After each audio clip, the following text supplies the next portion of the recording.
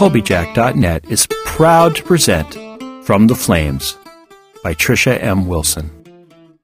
The people of the fire, the Blesa, led by their queens, have ruled the island of Alfeyju and oppressed the Driva, the people of the ice, for more than 16 generations. With the Drivian King in hiding and little hope on the horizon, the Driva looked to one person to save them from the vile Blesa, the Diviana. According to legend, the divinely gifted Diviana will one day overthrow the Blesa and restore the Drivian King to his rightful throne. But with the search having lasted for more than 400 years, will the Diviana ever come to light? Willow is the slave of the Raskpil family. Bought at the age of 4, 20 years have passed since her life irrevocably changed. Her existence is no worse than any other slave, but within, Willow wonders if there isn't something more she should be doing with her life other than serving the ungrateful. Ordered to travel with her master's family to Sondertoft, so her master's adult children can take part in an ancient rite of passage, Willow is shocked when she learns that she too must participate. Will she fail, as all before her have? Will she rise to the challenge and become stronger after passing through the flames? Episode 88. The Queen fell to the ground, a look of unmistakable surprise on her face. Breathing hard, Willow saw that Alvis was also dead upon the floor, only a few feet from where his dead queen lay. Silence permeated the air, which had been full of fighting just seconds before. A man from the hall suddenly yelled, disturbing the sounds, "The Queen is dead! Long live our king! Long live our king! Long live our king! Long live our king!" The chant echoed around the dungeon, up the staircase, and even through the palace, passing from soldier to soldier. Willow stood there, her eyes moving slowly from the body of Queen Silverland to Sigurd. Hawk's arm wrapped around her, bringing her closer to his warm, alive body. "It's going to be all right," he said, looking at Sigurd himself before he dragged his eyes away. "Are you hurt?" "How could he betray us? He's been with us since the beginning," she said, ignoring his question. "I don't know. I think inside he was never really with us. He just wanted to be with the people who had the most power and influence," Hawk said.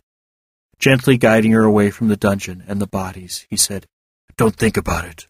Think about the happier times we had with him." "Have the bodies brought to the throne room. I want the Queen on display for all who want to see her," Aluak ordered some of his men.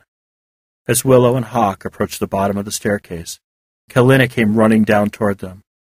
The second Willow saw her, she created an ice spear and aimed it at the other woman's heart. "What are you doing?" Hawk yelled at Willow's actions. "She's a traitor," Willow rasped. "She's been working for the Queen this whole time."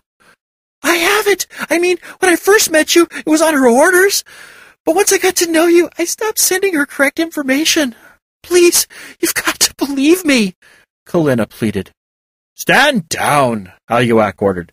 "She's already told us of her involvement with Silverland, and I've accepted her words as truth. Put the spear away." Willow wasn't sure who to believe.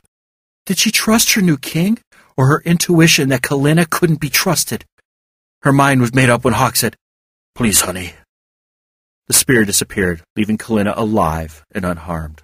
"I swear I'm loyal to you. I would never turn my back on you like Sigurd did," Kalina vowed, following them up the stairs. "Why were you working for her in the beginning?" Willow asked. "Because it was my only way of getting away from the palace. She'd never have let me go otherwise, and I knew that if I joined you, I'd have a chance to help bring her down. Everything I've told you has been the absolute truth. I just left out a few details." "We should put it behind us," Hawk said as they entered the throne room. "What does it matter what she may or may not have done in the past? What's important is that when the time came to prove her loyalty, she stood by you and fought to get you free from the Queen. And now we can celebrate. The Queen is dead, and the rightful ruler will return to his throne. Look happy," he said, nudging Willow. She gave him a tired smile. "Perhaps in a little while. There's so much to take in. I don't know where to start." she said, putting a hand on the back of her head.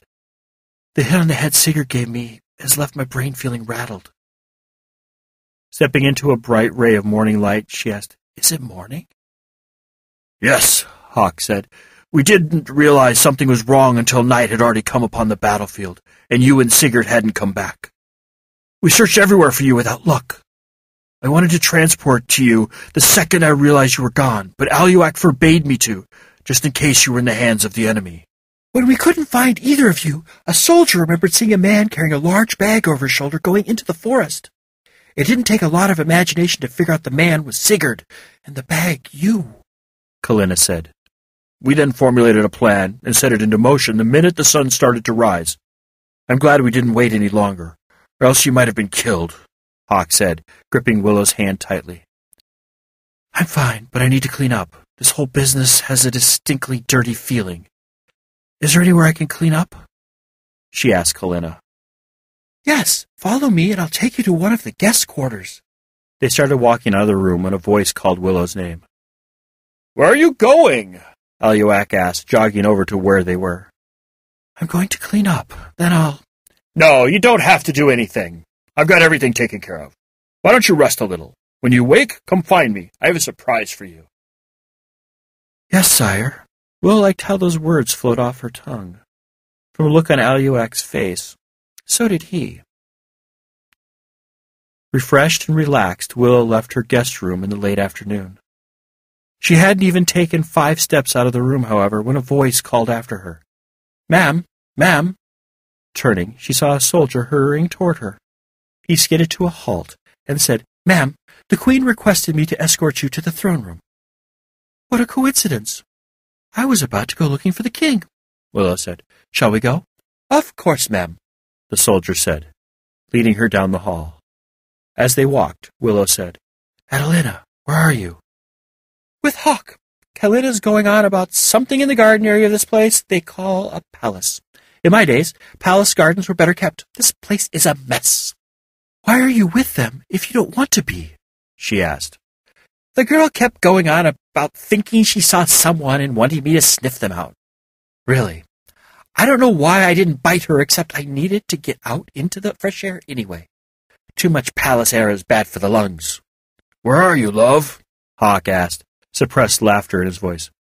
Going to the throne room to see our new king. Wonder what he wants. Who knows? I'll be there as soon as I can. Look forward to it, Willow said as she and her escort entered the throne room. Mistress Willow, your majesty, the man announced. Thank you, Aluak said from his place upon the throne. You look good up there, sire, Willow said, curtsying as she approached. There's no need for such a formality between us, Willow, he said, waving his hand. You wanted to see me? She asked, a smile on her face. Yes, I did, he said. Getting to his feet, he walked toward her. When he was directly in front of her, he said, Kneel before me and bow your head to receive the honor I shall bestow upon you. Isn't this usually done before an audience? Willow asked, feeling a little overwhelmed that he would honor her. Yes, and we shall do this again for their benefit, but for now I want this to be between the two of us. And Rokia, of course, as a witness. Kneel. Getting down on one knee, she bowed her head. Out of the corner of her eye, she saw Aluak withdraw his sword from its scabbard. The sword tapped her on one shoulder as he spoke in a loud, clear voice. On this day, the day we have defeated the enemy, I knight you, Lady Willow, Grand Defender of Alfeyju. The sword tapped her other shoulder. Your courageous actions have shown me your loyalty, a loyalty unlike any other. May you continue to protect this land, and may the gods smile upon you in all you do, for as long as you walk upon the earth. Lifting the sword from her shoulder, he laid his hand on her head and said, Arise, Lady Willow. Willow got to her feet and saw his free arm open, waiting to embrace her. Willow stepped toward his outstretched arm. She had just touched his shoulder when she felt a sudden pain emanating from her stomach.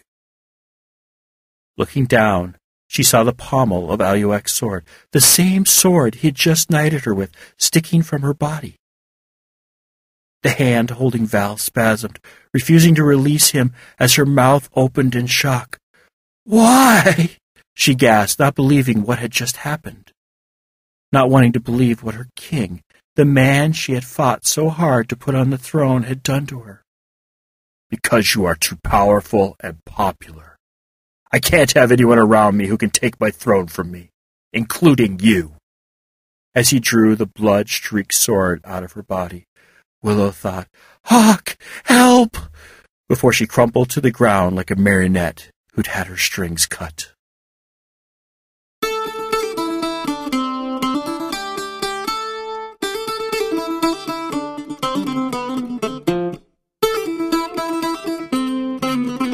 You have been listening to From the Flames by Trisha M. Wilson. Read, recorded, mastered, encoded, and produced by Colbyjack.net. This work is released under a Creative Commons 3.0 Attribution, Non-Commercial, Share-alike license. Do what you want with it, just don't try to profit from it. Heaven knows we can't. If you have any questions, comments, or rants you wish to share with us, we can be reached at Colbyjack at Colbyjack.net. That's COLBYTRAX